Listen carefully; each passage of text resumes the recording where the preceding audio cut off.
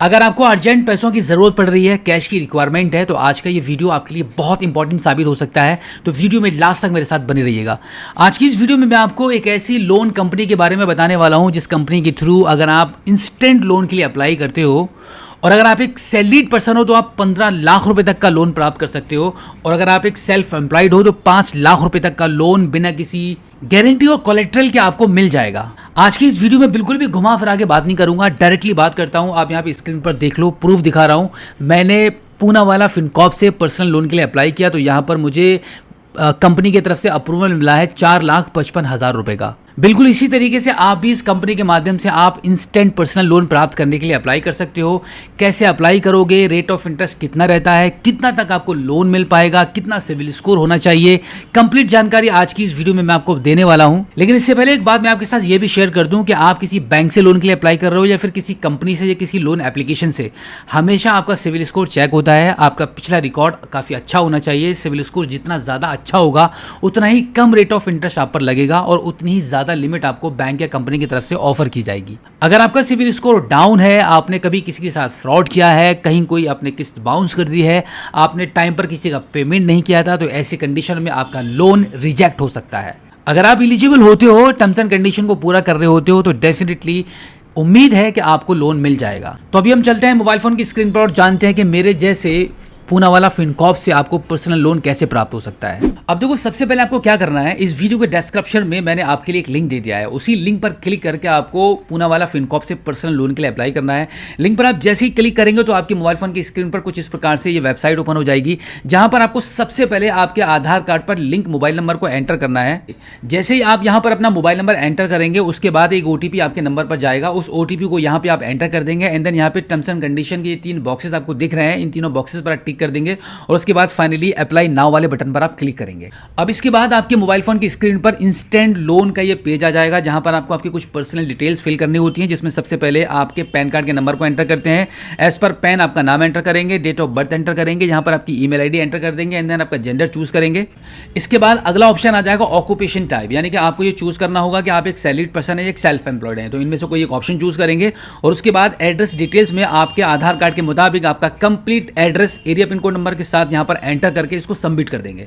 अब इसके बाद आपके पैन कार्ड को वेरीफाई करने के लिए आपके पैन कार्ड की डिटेल्स यहां पर आपको शो हो जाएंगी। अब यहां पर आपको सबसे लास्ट में नीचे की साइड में देख लीजिएगा, यस इट्स मी का ये ऑप्शन है, इस पर आप क्लिक कर दीजिए। अब यहां पे कुछ ही सेकंड्स के लिए प्रोसेसिंग स्टार्ट हो जाएगी। आपको कुछ ही सेकंड वेट करना होगा और आप देखेंगे यहां पर आपकी सिविल इंफॉर्मेशन फैच की जा रही है। सिविल स्कोर फैच होने के बाद अब आप इसको कंटिन्यू कर दीजिए। अब इसके बाद यहां से आपको आपका बैंक चूज करना होता है अकाउंट वेरिफिकेशन के लिए। तो यहां पर हम अपने बैंक को चूज कर लेते हैं। HDFC बैंक को हम चूज कर रहे हैं, इस बैंक में हमारा अकाउंट है। अब देखो, यहां पर आपको आपके बैंक अकाउंट में आपका जो मोबाइल नंबर लिंक है उस नंबर को एंटर करके प्रोसीड करेंगे। अब जो ओटीपी आपको प्राप्त हुआ है उस ओटीपी को आप यहां पे एंटर करेंगे और वेरीफाई कर देंगे। अब इसके बाद आपका जो बैंक अकाउंट है वो यहां पे फैच हो जाएगा। आपके बैंक अकाउंट के लास्ट के 4 डिजिट यहां पर आपको शो कर रहे हैं। अब यहां पे नीचे लिंक सिलेक्टेड अकाउंट का ऑप्शन है, इस पर आप क्लिक कर दीजिए। अब एक बार फिर से बैंक की तरफ से आपके बैंक रजिस्टर्ड मोबाइल नंबर पर ओटीपी चला जाएगा। उस ओटीपी को आप यहां पे एंटर करेंगे और वेरीफाई करेंगे। वेरीफाई करने के बाद अब यहां पे एग्री वाले बटन पर क्लिक करेंगे तो यहां पे कुछ ही सेकंड्स की प्रोसेसिंग स्टार्ट हो जाएगी। एक्चुअली आपके अकाउंट से रिलेटेड यहां पे आपकी डिटेल्स फैच की जा रही हैं, जैसे कि आपका बैंक स्टेटमेंट वगैरह, और फिर कुछ ही सेकंड्स प्रोसेसिंग होने के बाद आप देखेंगे आपके बैंक अकाउंट की डिटेल्स यहां पे सक्सेसफुली फैच हो जाएंगी और फिर से यहां पे प्रोसेसिंग स्टार्ट हो जाएगी कुछ ही सेकंड्स के लिए। और फिर जैसे ही आपके यहां पे प्रोसेसिंग कंप्लीट होती है तो पूनावाला फिनकॉर्प की तरफ से आपको आपकी लिमिट शो हो जाएगी कि आपके सिविल स्कोर के मुताबिक आपको कितना लोन अमाउंट ऑफर हो रहा है। अब देखो, जैसे कि हमने यहाँ पे सेल्फ एम्प्लॉयड वाले ऑप्शन को चूज किया था ऑक्यूपेशन टाइप में, तो यहाँ पर हमें 4,55,000 रुपए का लोन अमाउंट ऑफर हुआ है। अब हमारे पास ऑप्शन आ रहा है कि हम यहाँ पे 50,000 रुपए से लेकर 4,55,000 रुपए तक के किसी भी लोन अमाउंट को हम चूज कर सकते हैं। तो अब अगर हम 4,55,000 रुपए का ही लोन ले लेते हैं तो यहाँ पर हमें 36 मंथ की EMI बनवाने पर हमारी जो EMI बनेगी वो 18,091 रुपए की बनेगी, जहां पर हमें रेट ऑफ इंटरेस्ट जो लग रहा है वो 25% एनुअल लग रहा है। साथ ही साथ में आप देखेंगे यहाँ पे डिसबर्सल अमाउंट जो हमारे बैंक अकाउंट में आने वाला है, टोटल चार्जेस और प्रोसेसिंग फीस डिडक्ट होने के बाद वो है 4,35,923 रुपया। लेकिन हम यहाँ से सिर्फ 50,000 रुपये का ही लोन लेने वाले हैं, तो हमने यहाँ पे 50,000 रुपये का अमाउंट को सेट कर दिया है और 12 मंथ की हमने EMI बनाई है। तो यहाँ पर 12 मंथ की EMI बनाने पर 4,752 रुपीज़ की हमारी EMI बनेगी। 25% एनुअल के हिसाब से हमें रेट ऑफ इंटरेस्ट लगने वाला है और टोटल अमाउंट जो हमारे बैंक अकाउंट में क्रेडिट होगा वो 47,649 रुपया होगा। अब हम इसको कंटिन्यू कर देते हैं। कंटिन्यू करने के बाद अब यहाँ पर लोन समरी निकल कर आ जाएगी, टोटल अमाउंट कितना आप ले रहे हैं और प्रोसेसिंग फीस कितनी लग रही है, जीएसटी कितनी लग रही है, स्टाम्प ड्यूटी कितनी पे करनी पड़ेगी आपको और डॉक्यूमेंटेशन चार्जेस इंक्लूडिंग जीएसटी कितने लग रहे हैं, सब डिटेल्स यहाँ पर निकल कर आ रही है। अब हम इसको एक बार फिर से कंटिन्यू करेंगे।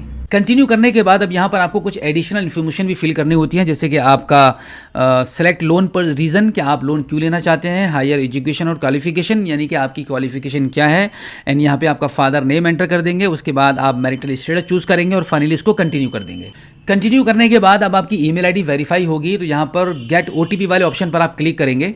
अब आपको आपकी ईमेल आईडी पर एक ओटीपी प्राप्त हो जाएगा, उस ओटीपी को आप यहाँ पे एंटर करेंगे और फाइनली सबमिट ओटीपी वाले ऑप्शन पर क्लिक कर देंगे। अब इसके बाद आपको फाइनली आपको केवाईसी कंप्लीट करनी है, तो आप यहाँ पर प्रोसीड टू केवाईसी वाले ऑप्शन पर क्लिक करेंगे। अब यहाँ पर आपका आधार कार्ड का नंबर एंटर करेंगे, इस कैप्चा कोड को फिल करेंगे और नेक्स्ट कर देंगे। अब आपके आधार कार्ड के लिंक मोबाइल नंबर पर एक ओटीपी चला जाएगा, उस ओटीपी को आप यहाँ पे एंटर करेंगे और कंटिन्यू कर देंगे। अब इसके बाद यहाँ पे सिलेक्ट ऑल वाले ऑप्शन पर क्लिक करेंगे और अलाउ कर देंगे। इतना करने के बाद अब यहाँ पे आपकी प्रोसेसिंग स्टार्ट हो जाएगी। डिजी लॉकर के माध्यम से आपकी केवाईसी डिटेल्स यहाँ पे शेयर की जा रही है। अब यहाँ पे जो प्रोसेसिंग हो रही है वो कुछ ही सेकंड्स के लिए प्रोसेसिंग होती है। ये प्रोसेसिंग काफ़ी ज़रूरी होती है, तो आपको कुछ भी स्क्रीन पर छेड़छाड़ नहीं करनी है। अब देखो प्रोसेसिंग कंप्लीट होने के बाद अगला ऑप्शन आ जाएगा आपकी सेल्फी कैप्चर करने के लिए। तो यहाँ पर आप टेक अ सेल्फी नाउ वाले ऑप्शन पर क्लिक करके कुछ इस प्रकार से अपनी सेल्फी क्लिक करके अपलोड कर देंगे और उसके बाद इसको आप कंटिन्यू करेंगे। कंटिन्यू करने के बाद यहाँ पे फिर से प्रोसेसिंग स्टार्ट हो जाएगी और फिर प्रोसेसिंग कंप्लीट होने के बाद अब यहाँ पर आपके आधार कार्ड की डिटेल्स निकल कर आ जाएगी। आपके आधार कार्ड पर जो एड्रेस है वो यहाँ पर आपको शो हो जाएगा। इसके जस्ट नीचे अब आपको ऑनरशिप टाइप चूज करना होता है कि आप रेंटेड हाउस में रहते हैं या फिर आपका खुद का घर है या फिर ऑन बाई पेरेंट्स है, आपके पेरेंट्स का घर है। इनमें से कोई भी ऑप्शन आप चूज कर लीजिए आपके अनुसार। उसके बाद आप यहाँ पे लास्ट में आके यस वाले ऑप्शन पर क्लिक करेंगे और कंटिन्यू कर देंगे। कंटिन्यू करने के बाद एक बार फिर से यहाँ पे प्रोसेसिंग स्टार्ट हो जाएगी। अब देखो प्रोसेस कंप्लीट होने के बाद सिर्फ आपको दो काम करने होते हैं, जिसमें सबसे पहला काम रहता है आपका एग्रीमेंट साइन करना। ई एग्रीमेंट आपको ऑनलाइन मोबाइल फोन से ही साइन कर लेना होता है। इतना करने के बाद अब आखिरी काम रह जाएगा आपका ऑटो पे सेट करने का। अब अपने जिस भी बैंक अकाउंट में पैसे को लेना चाहते हैं, लोन अमाउंट आपका जिस भी बैंक अकाउंट में क्रेडिट होगा, जो भी अकाउंट आपने यहाँ पे फीड किया है, उसी अकाउंट का एटीएम कार्ड के थ्रू या फिर आप नेट बैंकिंग के थ्रू ऑटो पे सेट कर देंगे। आपका काम कंप्लीट हो जाएगा और फिर अगर आप एलिजिबल होते हो तो मैक्सिमम 24 घंटे के अंदर जो लोन का अमाउंट आपको ऑफर हुआ था, जैसे कि आप यहाँ पे स्क्रीन पर देख सकते हैं, मुझे 4,55,000 का मिला था। तो जो भी अमाउंट आपको मिला होगा वो आपके बैंक अकाउंट में आपका डिस्पर्सल कर दिया जाएगा। तो देखा आपने कितने आसान तरीके से घर बैठे मोबाइल फोन के माध्यम से बिना किसी झंझट के, बिना कहीं गए हुए, बिना किसी से रिक्वेस्ट किए हुए आपको इजीली लोन मिल सकता है। तो बिल्कुल भी देरी मत करना। इस वीडियो के डिस्क्रिप्शन में मैंने आपके लिए लिंक दे दिया है, उस लिंक पर क्लिक करके आज ही पूनावाला फिनकॉर्प से पर्सनल लोन के लिए अप्लाई कर दो और अपनी टेंशन कम करो।